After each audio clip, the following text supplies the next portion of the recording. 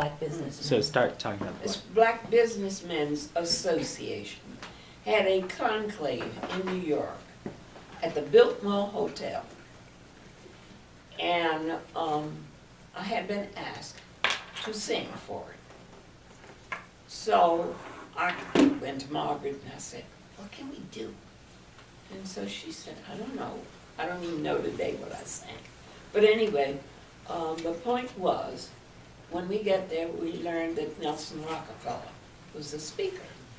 And they put us all, the people who were speaking, on the platform.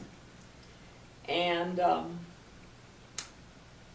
Nelson Rockefeller became the master of ceremonies, not only speaking, but he was introducing people. And finally, when it came time for me to sing, he turned around. I was sitting slightly behind him. You could see me at an angle.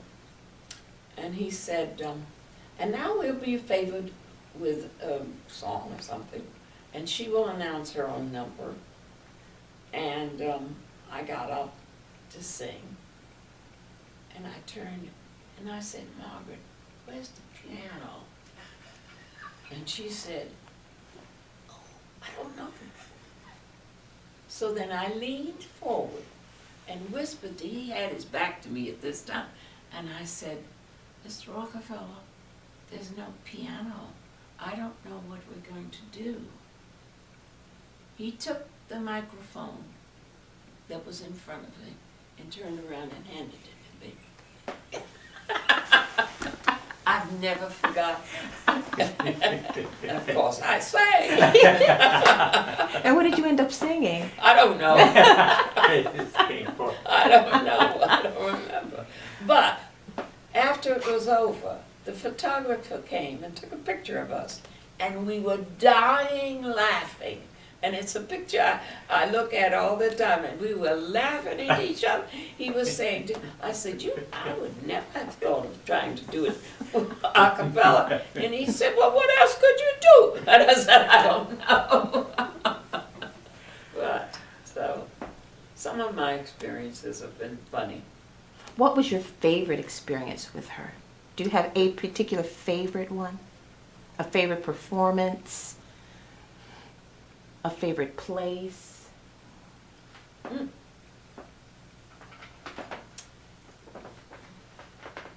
Well, I still remember one of the recitals which was given about black composers, and she presented it, and that was in Brooklyn at one of the larger auditoriums. I don't even remember when.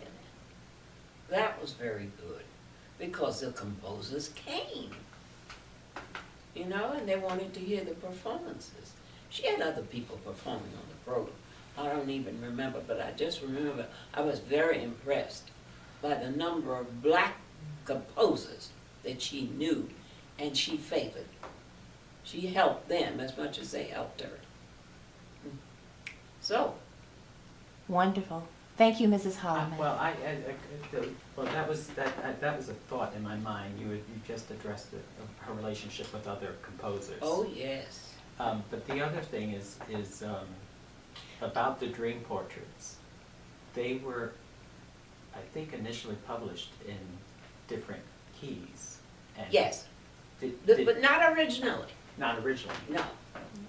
They had a medium key. Mm-hmm. And then, when I began to sing them, she set them higher. For you. Mm-hmm. Mm-hmm. And that's what we traveled with. I did want to say this, too. There was a program at St. Philip's Church, which I sang. And she said, I want you to sing one of Hall Johnson's songs. And I said, oh, really? And she said, yes, but I'll have to ask him because it's not published. And that was Hall Johnson's Mother to Son, which I sang. And I think she put that up for me, too. I don't think it was, I think it was actually put for a lower key for a man, perhaps. But anyway, I did do it, and Hall came, and that's when I first met him. He came to hear me. And he came actually for the pre-rehearsal Margaret and I did. And he had some tips to give me about the song and why. And so I did that. And that was at St. Philip's with one of their regular evening recitals. So there's much I could talk about, just can't think of it at the moment. I think you did very You did well. great. Thank you so much. I mean, this was a real treat for us, really. Please, well, thank I could you. listen